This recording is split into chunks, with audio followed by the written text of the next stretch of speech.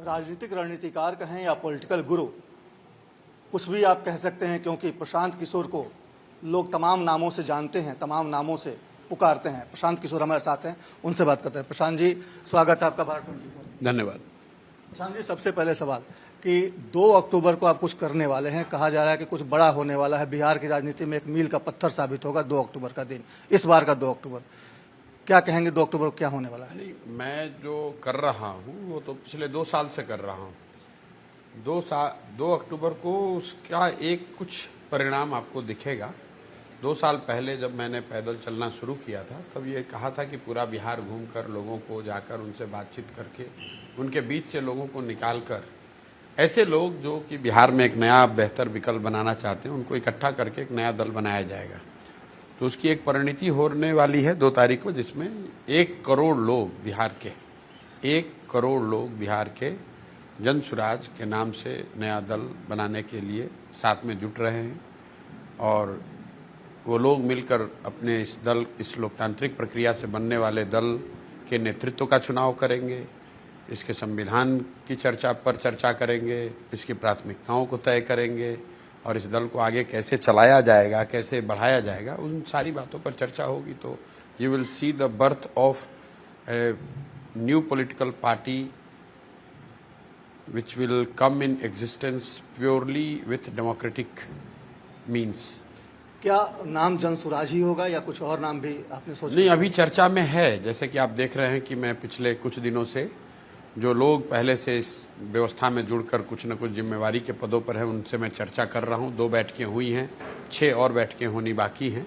तो उन सबसे चर्चा कर रहे हैं कि दल का नाम क्या होना चाहिए, इसमें जो नेतृत्व का चुनाव होना है वो कैसे होना चाहिए, उसमें कौन से लोग होने चाहिए, किस क्वालिफिकेशन के होने चाहिए, उनकी पृष्ठभूमि क्या होनी चाहिए, ये सारी बातें चर्चा हो रही है। दल का नाम भी उस चर्चा में शामिल है। आखिर जरूरत क्या आन पड़ी? तमाम अलग अलग विचारधारा के पार्टियों की रणनीति आप बनाते रहे, उसके बाद से अचानक आपने तमाम चीज़ें छोड़कर एक तरह से राजनीतिक रण में कूदने का मन बना लिया। आखिर जरूरत क्या आन पड़ी? प्रशांत किशोर नई पार्टी फॉर्म कर रहे हैं। जरूरत बिल्कुल स्पष्ट है। बिहार में यथास्थिति जो है वो सिर्फ राजनीतिक तौर पर नहीं है, सामाजिक, आर्थिक, शैक्षणिक सभी स्तरों पर बिहार में पिछले 30-35 सालों से यथास्थिति बनी हुई है। 1990 में जब लालू जी मुख्यमंत्री बने तो देश का सबसे गरीब और पिछड़ा राज्य था बिहार। 2005 में जब नीतीश कुमार मुख्यमंत्री बने तो भी देश का सबसे गरीब और पिछड़ा राज्य था बिहार। और आज 2024 में भी देश का सबसे गरीब और पिछड़ा राज्य है बिहार। तो ये स्थिति बदलनी चाहिए। अब इसको कौन बदलेगा, कौन इसको सुधार सकता है? तो मुझे जो मैं बात कह रहा हूँ कि जिस राज्य को सारे दलों ने, सारे बड़े बड़े नेताओं ने, विचारकों ने, चिंतकों ने ये मानकर छोड़ दिया है कि भाई इसको नहीं सुधारा जा सकता है, बिहार को कोई नहीं सुधार सकता है, तो हमने ये संकल्प लिया है कि मैं इसी मिट्टी में मेरा जन्म हुआ है और इस मिट्टी का कर्ज है, मुझे वो प्रयास करना चाहिए कि बिहार कि लोगों को एक साथ में लाकर इस व्यवस्था को सुधारा जा सकता है। न सुधर पाने वाली जो छवि है, उस बिहार को सुधारने का जो प्रयास है वो बिहार के लोगों के साथ मिलकर किया जा सकता है। इसीलिए ये अभियान कर रहे हैं। कोई रोड मैप है प्रशांत किशोर के पास इसको लेकर के बिहार विकसित राज्य की? भाई, जो रोड मैप है वो तो हर दिन पिछले 2 वर्षों से रोड मैप सुबह से शाम तक कम से कम 5 से 7, 8, 9, 10 गाँव में जाकर, एक गाँव में जाकर रोड मैप बना भी रहे हैं और जो रोड मैप बन रहा है उसको समझा भी रहे हैं। जब ये अभियान शुरू हुआ है तभी बताया गया है कि इसके जो 3 उद्देश्य हैं, एक जो कि बिहार की जनता को जाकर ये बताना कि कैसे वो अपने लिए एक नया विकल्प बनाकर अपने बच्चों की ज़िंदगी सुधार सकते हैं। दूसरा, बिहार के हर गांव, हर पंचायत के लिए, हर गांव तो नहीं लेकिन हर पंचायत के लिए 8,500 पंचायतों के लिए विकास की योजना बनाना, ताकि हर पंचायत को ये पता हो कि अगले 10 वर्ष में उनके पंचायत में पढ़ाई की व्यवस्था कैसे सुधरेगी, 800 से 1200 नए रोजगार के अवसर कैसे पैदा होंगे और वहाँ के खेती को, खाने वाली खेती को कमाने वाली खेती कैसे बनाई जाएगी। ये हर पंचायत का बना रहे हैं और बनाकर अभी जारी करेंगे बिहार। और ये भी हम लोग जारी करेंगे कि बिहार को अगले 10 वर्ष में देश के 10 सबसे अग्रणी राज्यों में कैसे शामिल कराया जाना है, उसका पूरा ब्लूप्रिंट जारी करेंगे। जब एक बार ब्लूप्रिंट जारी हो जाए तब उसको आप पढ़िए और पढ़ने के बाद जो आपके सवाल हैं वो कीजिए। सिर्फ ये नहीं कहेंगे कि बिहार में पलायन रोक देंगे, ये बताएंगे कि पलायन को कैसे रोकेंगे। सिर्फ ये नहीं कह रहे हैं कि हम शिक्षा सुधार देंगे, ये बता रहे हैं कि शिक्षा को कैसे सुधारेंगे। वो पूरा ब्लूप्रिंट जारी कर रहे हैं। आप उसको देखिए, उसको पढ़िए, समझिए, सवाल कीजिए, चर्चा कीजिए, अच्छा लगे तब उससे जुड़िए। आप तमाम लोगों की बात करते हैं, पिछड़ों की बात करते हैं, दलितों की बात करते हैं, हर समाज, हर तबके, हर जाति धर्म की बात करते हैं। लेकिन आपने एक अभी कुछ दिनों पहले बयान दिया था कि पार्टी में पहले दलितों, मुसलमानों, अति पिछड़ों, इस तरीके से आप उनको नेतृत्व का मौका देंगे। तो ऐसा नहीं लगता कि प्रशांत किशोर भी कहीं ना कहीं जात पात की राजनीति के रंग में रंग चुके हैं? बिल्कुल नहीं। जन स्वराज की जो मूल भावना है वो ये है कि हर समाज में काबिल लोग हैं और हर काबिल आदमी किसी न किसी समाज का है, किसी न किसी वर्ग, किसी जाति का है। तो अगर बनाने वाले की, बांटने वाले की नियत में खोट न हो तो ये बिल्कुल संभव है कि हर समाज को उनकी जनसंख्या, उनकी संख्या के हिसाब से भागीदारी, हिस्सेदारी दी जाए। लेकिन वो सिर्फ उनके जाति के आधार पर नहीं है, उनकी काबिलियत के आधार पर भी है। इस बात को ध्यान में रखिए। अगर कोई अति पिछड़ा समाज से नेतृत्व करने आता है तो वो इसलिए नहीं आ रहा है कि वो अति पिछड़ा समाज से है, वो इसलिए आएगा कि वो सबसे काबिल आदमी है जो अति पिछड़ा भी है। और जहाँ तक ये आपने बात कही कि इसका नेतृत्व करने में आपने जो बात करी, तो उसका हम लोगों ने, ये कोई मेरा व्यक्तिगत मत नहीं है, उसका एक फॉर्मूला हम लोगों ने दिया और उसका एक उदाहरण भी समाज से निकाला। समाज में मान लीजिए आपके 4 बच्चे हैं और आप संपत्ति का बंटवारा कर रहे हैं और एक बच्चा उसमें आपका दिव्यांग है। तो जब आप संपत्ति का बंटवारा करते हैं तो पिता होने के नाते आप समझते हैं कि सबको बराबर मिले। लेकिन जो बच्चा आपका दिव्यांग है, आप ये सोचते हैं कि भाई इसको तो मैं सबसे पहले सुरक्षित कर दूं, क्योंकि अगर इसको दे भी दूंगा कुछ तो ये अपने से नहीं कर पाएगा, मुझे इसके लिए कुछ करना पड़ेगा। तो मैंने, जन स्वराज ने जो फॉर्मूला सामने रखा है कि नेतृत्व करने का अवसर जो समाज में सामाजिक, राजनीतिक, शैक्षणिक, आर्थिक तौर पर सबसे पीछे, उसको सबसे पहले मिले। यहाँ पर आज तक राजनीति क्या चली है? दलितों को लड़ाया, ओबीसी से ओबीसी को लड़ाया, ईबीसी से ईबीसी को लड़ाया, फॉरवर्ड से। हम दूसरी बात कर रहे हैं, हम ये कह रहे हैं कि आप समाज में आगे हैं तो जो भाई पीछे छूट गया है इसको आगे लेकर चलने की जिम्मेवारी आपकी है। हम पीछे छूट गए लोग को ये नहीं कह रहे हैं कि जो आगे निकल गया उसको खींच के अपने बराबर में ले आओ या उसको, उसके खिलाफ आंदोलन करो, उसको परेशान करो। हम जो आगे निकल गए लोग हैं उनको कह रहे हैं कि भाई अब ये आपकी, हमारी जिम्मेवारी है कि जो भाई पीछे छूट गया है उसको आगे बढ़ाएं। और पूरी सभागृह में ओपन डिस्कशन के बाद लोगों ने कहा कि भाई सामाजिक, शैक्षणिक, आर्थिक नजरिए से सबसे पिछड़ा दलित है, तो सबसे पहला नेतृत्व करने का अवसर दलित समाज के लोगों को मिलना चाहिए। दूसरा, अगर सबसे पिछड़ा समाज अति पिछड़ा है तो उनको मिलना चाहिए, उसके बाद मुसलमान है, उसके बाद ओबीसी है, उसके बाद सामान्य वर्ग के लोग हैं। इसी ऑर्डर में वो सिर्फ मिलना सबको है, ये जात पात की बात नहीं है कि सिर्फ दलित रहेगा कि अति पिछड़ा रहेगा, मिलना सबको है, बराबर नेतृत्व का अवसर मिलना है। ऑर्डर कैसे डिसाइड किया जाए कि कौन पहले आए कौन बाद में आए, उसके लिए सब्जेक्टिविटी को हटाने के लिए ये ऑब्जेक्टिव क्राइटेरिया बना दिया गया कि जो सामाजिक, राजनीतिक, आर्थिक, शैक्षणिक तौर पर सबसे पीछे छूटा समाज है उसको नेतृत्व करने का अवसर सबसे पहले मिले। उसी को लेकर एक नया विवाद चल रहा है, जो 65% आरक्षण बढ़ा था उसको जो सुप्रीम कोर्ट ने उस पर स्टे लगाया, तेजस्वी यादव पिटीशन डालने जा रहे हैं। SC ST में क्रीमी लेयर की बात हो रही है, NDA के लोग ही, चिराग पासवान वगैरह उसके खिलाफ पिटीशन डाल रहे हैं। आपको क्या लगता है इन दोनों मुद्दों पर? जन स्वराज विचारधारा के आधार पर आरक्षण में सब क्लासिफिकेशन के पक्ष में है। वो सब क्लासिफिकेशन के पक्ष में हम लोग हैं, इसलिए कि जो ओबीसी वर्ग है, जो जिसको पिछड़ा कहते हैं, मैं पिछड़ा शब्द पसंद नहीं करता हूं, लेकिन ओबीसी जो वर्ग है उसमें सारी जातियों की स्थिति, सारे जाति समूहों की स्थिति समान, एक जैसी नहीं है। उसमें कुछ लोग आगे भी हैं, कुछ बीच में हैं, कुछ पीछे छूट गए। तो सब क्लासिफिकेशन होना चाहिए। इसको लेकर देश के स्तर पर चर्चा चल रही है, 3-3, 4-4 कमेटियां बनी हैं, कई राज्यों में इसको लेकर आंदोलन चल रहा है। तो जन स्वराज का वैचारिक मत ये है कि आरक्षण के अंदर सब क्लासिफिकेशन होना चाहिए। लेकिन चिराग पासवान कर रहे हैं आरक्षण तो छुआछूत के आधार पर दिया गया है, और अगर कोई बड़ा आदमी भी मंदिर जाता है तो मंदिर बुलवाया जाता है। मैं यहाँ पर किसी व्यक्ति विशेष के टिप्पणी और वक्तव्य पर टीका टिप्पणी नहीं करना चाहता हूँ। मैंने जन स्वराज का स्टांस आपको बता दिया कि वैचारिक तौर पर जन स्वराज आरक्षण में सब क्लासिफिकेशन के पक्ष में है।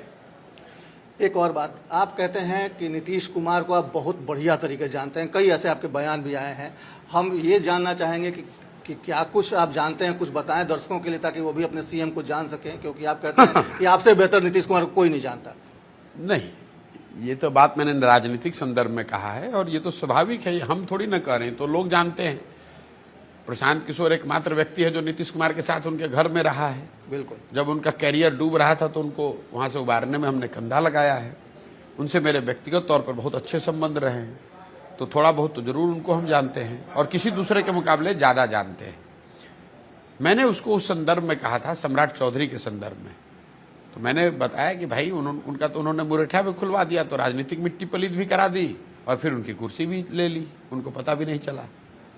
तो जहाँ तक बिहार की जनता की बात है, तो जनता तो हमसे ज़्यादा समझदार है, उनको मालूम है कि नीतीश कुमार को क्या देना है और क्या नहीं देना है। लेकिन उनकी पार्टी के लोग कहते हैं कि प्रशांत किशोर आए तो नीतीश कुमार को 88 सीट से 71 सीट पर ला दिए 2015 में। 88 सीट तो नहीं था, उनको 117 सीट था। पार्टी के लोगों को अगर नहीं पता है, उनको 117 सीट था, लेकिन 117 विधायकों वाले जदयू को 2014 में 2 MP आया था। नीतीश, इतनी बुरी हालत हुई कि नीतीश जी को अपने पद से इस्तीफा देना पड़ा था। तो हम जदयू की जब मदद करने आए थे, तब जदयू कोई यहाँ बहुत बड़ा राजनीतिक फोर्स नहीं था। मांझी जी बन गए थे मुख्यमंत्री, जदयू के ज़्यादा मंत्री विधायक सब भाग कर मांझी जी के साथ चले गए थे और वो भाजपा के साथ उन्होंने गठबंधन किया था। खैर, वो तो बात इतिहास की हो गई। अगर जदयू के लोगों को ऐसा लगता है तो उनको लगने दीजिए, उससे क्या फ़र्क पड़ना है।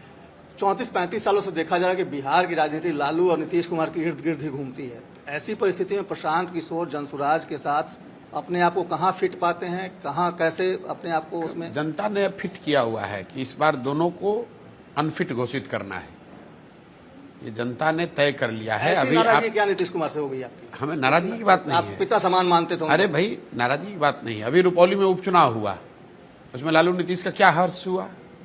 कहाँ गए जातीय समीकरण? लोगों ने हरा दिया।